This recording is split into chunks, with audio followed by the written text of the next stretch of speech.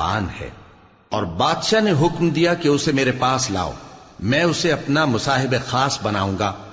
پھر جب ان سے گفتگو کی تو کہا کہ آج سے تم ہمارے ہاں صاحب منزلت ہو اور صاحب اعتبار ہو۔ یوسف نے کہا مجھے زرعی پیداوار پر مقرر کر دیجئے، کیونکہ میں حفاظت بھی کر سکتا ہوں اور اس کام سے واقف بھی ہوں۔ اس طرح ہم نے یوسف کو ملک مصر میں جگہ دی اور وہ اس ملک میں جہاں چاہتے تھے رہتے تھے۔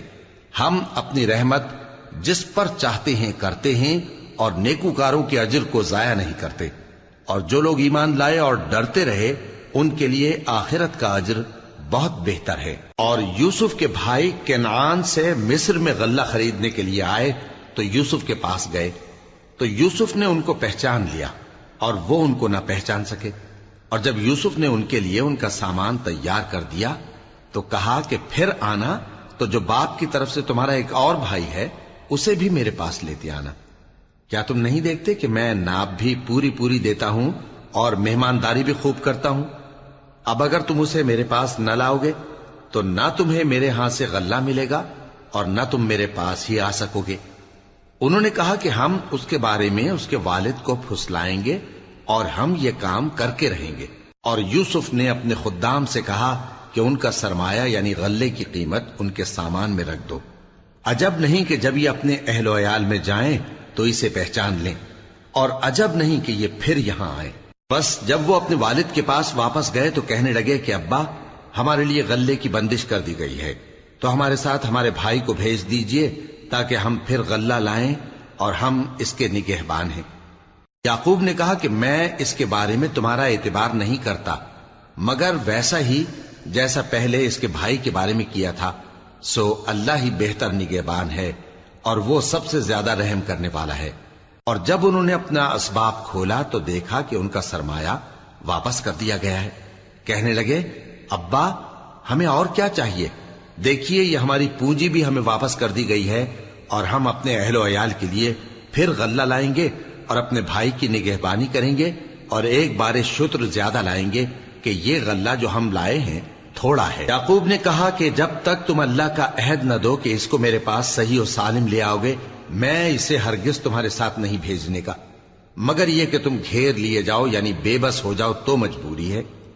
پس جب انہوں نے والد کو اپنا قول دیا تو یعقوب نے کہا کہ جو قول و قرار ہم کر رہے ہیں اس کا اللہ ضامن ہے، اور فرمایا کہ اے میرے بیٹو ایک ہی دروازے سے داخل نہ ہونا بلکہ جدا جدا دروازوں سے داخل ہونا، اور میں اللہ کی تقدیر کو تو تم سے روک نہیں سکتا، بے شک حکم اللہ ہی کا ہے، میں اسی پر بھروسہ رکھتا ہوں اور اہل توکل کو اسی پر بھروسہ رکھنا چاہیے۔ اور جب وہ ان مقامات سے داخل ہوئے جہاں جہاں سے داخل ہونے کے لیے ان کے والد نے ان سے کہا تھا تو وہ تدبیر اللہ کے حکم کو ذرا بھی ٹال نہیں سکتی تھی۔ ہاں وہ یعقوب کے دل کی خواہش تھی جو انہوں نے پوری کی تھی، اور بے شک وہ صاحب علم تھے کیونکہ ہم نے ان کو علم سکھایا تھا، لیکن اکثر لوگ نہیں جانتے۔ اور جب وہ لوگ یوسف کے پاس پہنچے تو یوسف نے اپنے حقیقی بھائی کو اپنے پاس جگہ دی اور کہا کہ میں تمہارا بھائی ہوں، تو جو سلوک یہ ہمارے ساتھ کرتے رہے ہیں اس پر افسوس نہ کرنا۔ پھر جب ان کا اسباب تیار کر دیا تو اپنے بھائی کے تھیلے میں آپ خورا رکھ دیا۔ پھر جب وہ آبادی سے باہر نکل گئے تو ایک پکارنے والے نے آواز دی کہ قافلے والو تم تو چور ہو۔ وہ ان کی طرف متوجہ ہو کر کہنے لگے کہ تمہاری کیا چیز کھوئی گئی ہے؟ وہ بولے کہ بادشاہ کا کٹورا کھویا گیا ہے، اور جو شخص اس کو لے کے آئے اس کے لیے ایک بار شتر انعام، اور میں اس کا ضامن ہوں۔ وہ کہنے لگے کہ اللہ کی قسم تم کو معلوم ہے کہ ہم اس ملک میں اس لیے نہیں آئے کہ خرابی کریں اور نہ ہم چوری کیا کرتے ہیں۔ وہ بولے کہ اگر تم جھوٹے نکلے یعنی چوری ثابت ہوئی تو اس کی سزا کیا؟ انہوں نے کہا کہ اس کی سزا یہ کہ جس کے تھیلے میں وہ دستیاب ہو وہی اس کا بدل قرار دیا جائے، ہم ظالموں کو یہی سزا دیا کرتی ہیں۔ پھر یوسف نے اپنے بھائی کے تھیلے سے پہلے ان کے تھیلوں کو دیکھنا شروع کیا، پھر اپنے بھائی کے تھیلے میں سے اس کو نکال لیا۔ اس طرح ہم نے یوسف کے لیے تدبیر کی، ورنہ بادشاہ کے قانون کے مطابق وہ اپنے بھائی کو لے نہیں سکتے تھے، مگر یہ کہ اللہ چاہے، ہم جس کے چاہتے ہیں درجے بلند کرتے ہیں، اور ہر علم والے سے بڑھ کر ایک بڑا علم والا ہے۔ برادران یوسف نے کہا کہ اگر اس نے چوری کی ہو تو کچھ عجب نہیں کہ اس کے ایک بھائی نے بھی پہلے چوری کی تھی، مگر یوسف نے اس بات کو اپنے دل میں مخفی رکھا اور ان پر ظاہر نہ ہونے دیا، یعنی زیر لب کہا کہ تم بڑے برے ہو اور جو تم بیان کرتے ہو اللہ اسے خوب جانتا ہے۔ وہ کہنے لگے کہ اے عزیز، اس کے والد بہت بوڑھے ہیں اور اس سے بہت محبت رکھتے ہیں، تو اس کو چھوڑ دیجئے اور اس کی جگہ ہم میں سے کسی کو رکھ لیجئے، ہم دیکھتے ہیں کہ آپ احسان کرنے والے ہیں۔ یوسف نے کہا کہ اللہ پناہ میں رکھے کہ جس شخص کے پاس ہم نے اپنی چیز پائی ہے اس کے سوا کسی اور کو پکڑ لیں، ایسا کریں تو ہم بڑے بے انصاف ہیں۔ آخر جب وہ اس سے نا امید ہو گئے تو الگ ہو کر صلاح کرنے لگے۔ سب سے بڑے نے کہا، کیا تم نہیں جانتے کہ تمہارے والد نے تم سے اللہ کا عہد لیا ہے اور اس سے پہلے بھی تم یوسف کے بارے میں قصور کر چکے ہو؟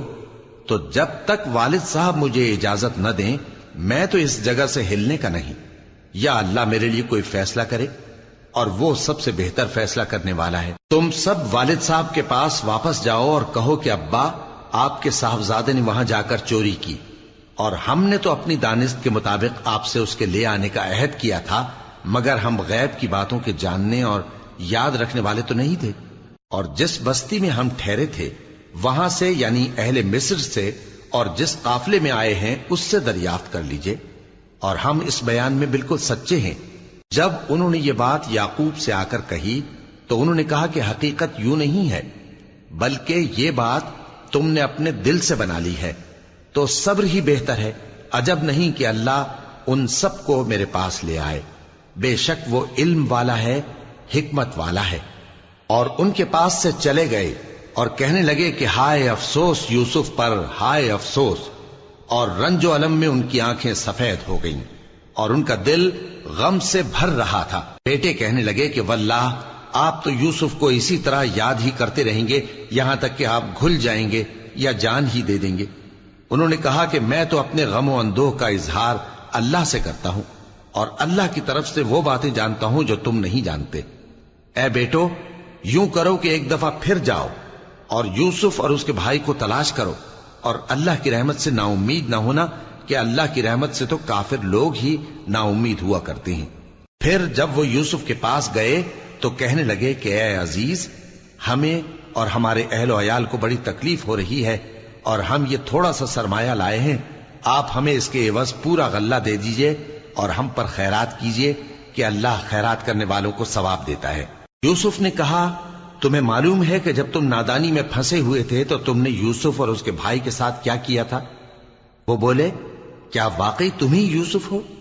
انہوں نے کہا، ہاں میں یوسف ہوں، اور بن یامین کی طرف اشارہ کر کے کہنے لگے، یہ میرا بھائی ہے، اللہ نے ہم پر بڑا احسان کیا ہے۔ جو شخص اللہ سے ڈرتا اور صبر کرتا ہے تو اللہ نیکوکاروں کا اجر ضائع نہیں کرتا۔ وہ بولے، اللہ کی قسم، اللہ نے تم کو ہم پر فضیلت بخشی ہے اور بے شک ہم خطا کار تھے۔ یوسف نے کہا کہ آج کے دن تم پر کوئی ملامت نہیں، اللہ تم کو معاف کرے اور وہ سب سے بڑھ کر رحم کرنے والا ہے۔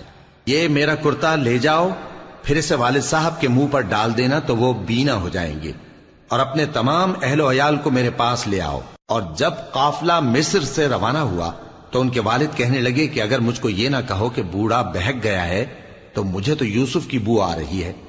وہ بولے کہ واللہ آپ اسی قدیم غلطی میں مبتلا ہیں۔ مگر جب خوشخبری دینے والا آ پہنچا تو اس نے کرتا ان کے منہ پر ڈال دیا، سو وہ بینا ہو گئے اور بیٹوں سے کہنے لگے، کیا میں نے تم سے نہیں کہا تھا کہ میں اللہ کی طرف سے وہ باتیں جانتا ہوں جو تم نہیں جانتے؟ بیٹوں نے کہا کہ ابا، ہمارے لیے ہمارے گناہ کی مغفرت مانگیے، بے شک ہم خطا کار تھے۔ فرمایا، میں اپنے پروردگار سے تمہارے لیے بخشش مانگوں گا، بے شک وہ بخشنے والا ہے، مہربان ہے۔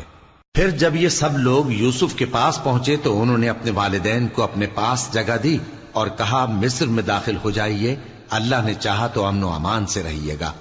اور اپنے والدین کو تخت پر بٹھایا اور سب ان کے آگے سجدے میں گر پڑے۔ اور اس وقت یوسف نے کہا، ابا جان، یہ میرے اس خواب کی تعبیر ہے جو میں نے پہلے بچپن میں دیکھا تھا۔